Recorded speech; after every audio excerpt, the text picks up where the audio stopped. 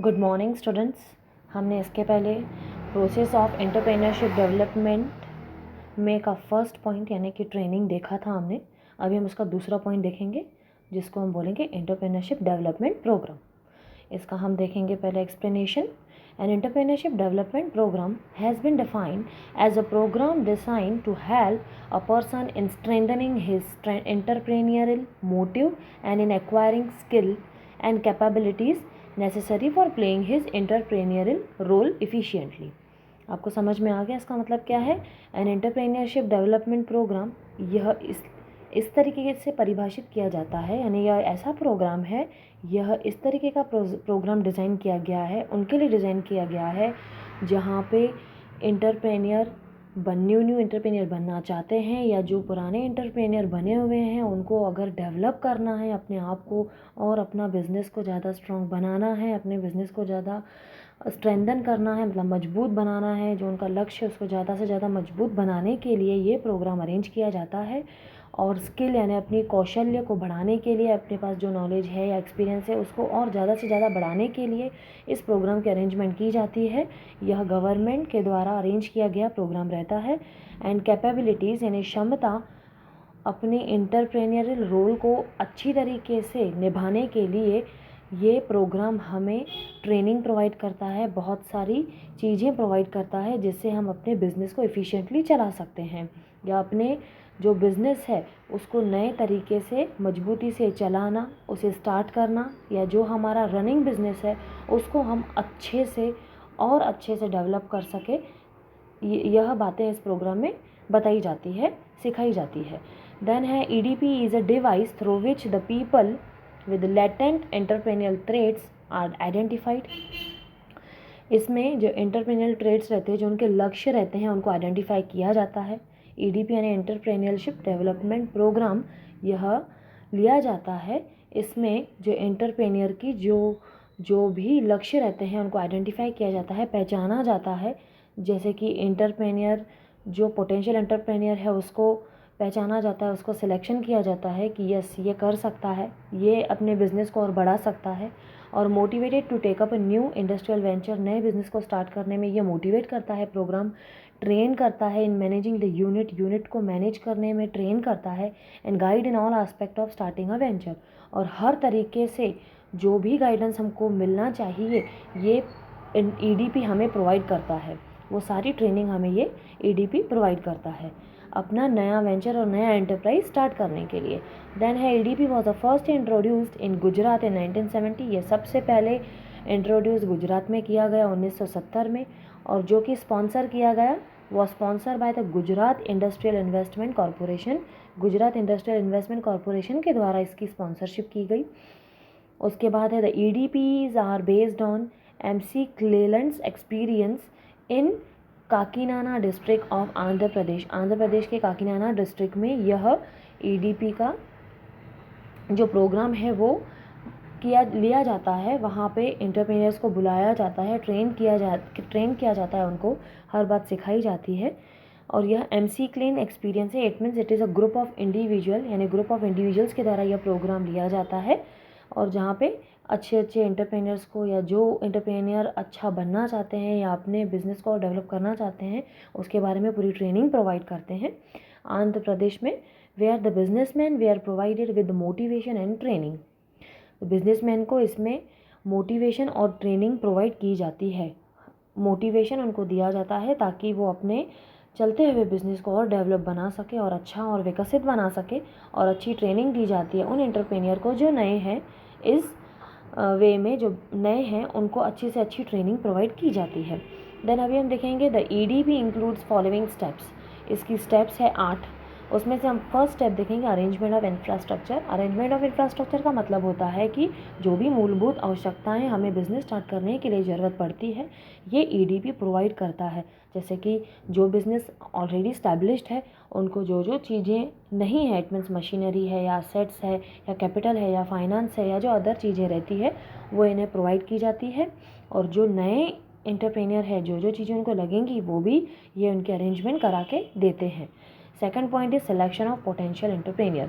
वो क्या करते हैं, वो एंटरप्रेन्योर जो संभावित एंटरप्रेन्योर है, जो पोटेंशियल हर तरीके से हर तरीके से जो इस बिज़नेस में सुटेबल है वो एंटरप्रेन्योर का सिलेक्शन करते हैं कि यस ये एंटरप्रेन्योर ये बन सकता है, ये बिज़नेस ये स्टार्ट कर सकता है। तो यहाँ पे ये भी सिलेक्शन किया जाता है कि अगर ये 100 एंटरप्रेन्योर है तो उसमें से ये एंटरप्रेन्योर पोटेंशियल है इस प्रकार का बिज़नेस करने के लिए, ये कुछ एंटरप्रेन्योर पोटेंशियल है दूसरे प्रकार का बिज़नेस करने के लिए। Third point is identification of enterprise, यानी किस प्रकार का बिज़नेस किया जाना चाहिए, ये भी इसमें ट्रेन किया जाता है, ये भी बताया जाता है। Then fourth point is actual training program. Actual training program रखे जाते हैं उनके लिए कि किस प्रकार की ट्रेनिंग इनको दी जानी चाहिए, कैसे वो अपने बिज़नेस को डेवलप करें, कैसे अपने प्रोडक्ट को मेंटेन करे, बनाए रखे, अपने बिज़नेस को मेंटेन कर सके लॉन्ग टाइम तक। तो ये भी ट्रेनिंग उनको दी जाती है। Then fifth point is selection of training personnel. किस प्रकार का पर्सोनल को वहाँ पे बुलाया जाए, किस प्रकार के इंडिविजुअल को वहाँ पे बुलाया जाए ताकि वो उनको अच्छी ट्रेनिंग दे सके। Then sixth selection of method of training, कौन सी मेथड से इनको ट्रेन किया जाए, online training, face to face, या बहुत सारे प्रकार की ट्रेनिंग दी जाती है उन्हें। देन एक्चुअल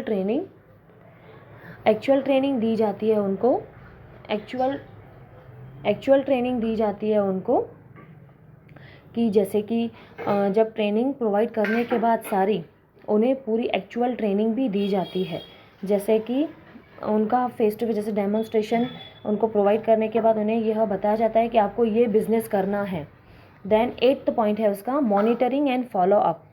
मॉनिटरिंग यानी होता है कि पूरा जो भी हमने उनको ट्रेन किया गया है, ये सारी सब बातें बताई गई है, तो उनके ऊपर ध्यान रखना, उनके ऊपर ध्यान देना, मतलब जो भी इनको सारी ट्रेनिंग दी गई है कि वो उस तरीक़ों को अपना रहे हैं कि नहीं अपना रहे, उस तरीके का बिज़नेस कर रहे हैं कि नहीं कर रहे हैं, उनको जो ट्रेनिंग दी गई है उसके मुताबिक वो चल रहे हैं कि नहीं चल रहे हैं, ये सब बातें वहाँ पे ध्यान में रखी जाती है। इसको कहते हैं मॉनिटरिंग एंड फॉलोअप। यानी फॉलोअप करना यानी कि जो बातें सिखाई गई आप उसको पीछा करना, मतलब उसको आप फॉलो कर रहे हैं या नहीं कर रहे हैं।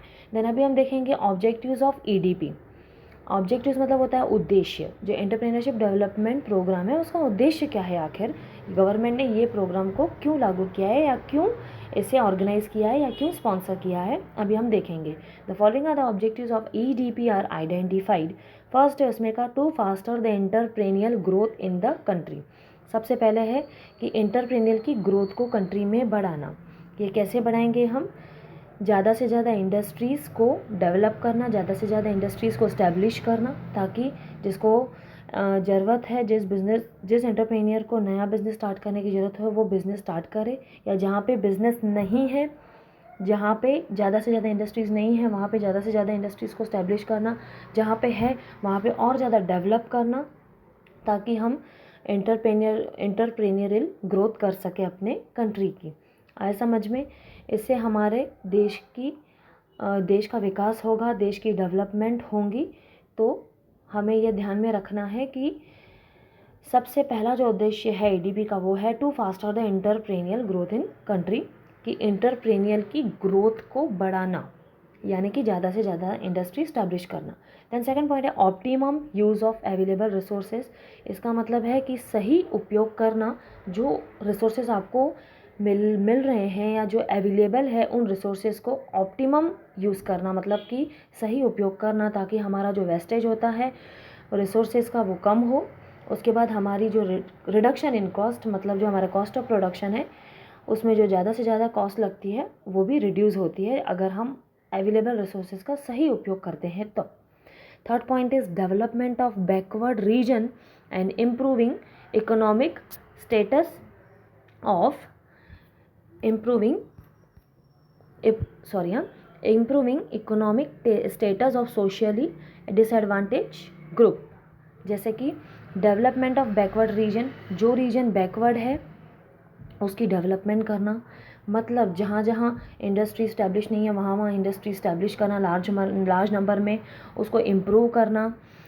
और उसके बाद जहाँ पे लोगों को जॉब की ज़रूरत हो उन्हें जॉब प्रोवाइड करना, एम्प्लॉयमेंट अपॉर्चुनिटीज़ प्रोवाइड करना, उनके इकोनॉमिक स्टेटस को बढ़ाना, उनकी सेविंग बढ़ाना, ये सब बातें ध्यान में रखना पड़ता है। ये है हमारा थर्ड ऑब्जेक्टिव ऑफ ईडीपी आपको समझ में आ गया है ना कि development of backward region and improving economic status of socially disadvantaged groups. Fourth है generation of employment opportunities. Generation of employment opportunities का मतलब होता है कि हमें अवसर प्रदान करना, रोजगार उपलब्ध कराना, जहाँ जहाँ रोजगार की कमी है वहाँ वहाँ सेक्टर में इंडस्ट्रीज़ का ज़्यादा से ज़्यादा इस्टेब्लिशमेंट करके वहाँ वहाँ उन लोगों को एम्प्लॉयमेंट अपॉर्चुनिटीज़ प्रोवाइड करना, ताकि वहाँ भी हमारी इंडस्ट्रियल डेवलपमेंट हो सके, एंटरप्रेन्योरल ग्रोथ हो सके। देन फिफ्थ पॉइंट है हमारा widening base for small and medium scale industries. जो स्मॉल स्केल इंडस्ट्रीज़ है और मीडियम स्केल इंडस्ट्रीज़ है उनके बेस को बढ़ाना, वाइड करना, उनको ज़्यादा से ज़्यादा जो भी मूलभूत आवश्यकताएं हैं वो उनकी पूरी करके उनको लार्ज लेवल पे स्टार्ट करना। देन जो इंडस्ट्रीज़ जिस सेक्टर में नहीं अवेलेबल है वहाँ पे इंडस्ट्रीज़ डेवलप करके उसके बेस को मजबूत करना, वाइड करना, इन्हें बढ़ाना। अगर स्मॉल स्केल इंडस्ट्री है तो उसको लार्ज स्केल इंडस्ट्री पे लाना, उसको स्टार्ट करना, और उसके जो भी प्रॉफिट्स है, अगर लो लेवल प्रॉफिट है तो उसके प्रॉफिट को और ज़्यादा बढ़ाना, ये भी फिफ्थ ऑब्जेक्टिव ईडीपी का माना जाता है। So thank you students. अभी हम नेक्स्ट टॉपिक इसका देखेंगे, recent initiative in entrepreneurship development. ये हम देखेंगे नेक्स्ट वीडियो में। Okay, bye bye.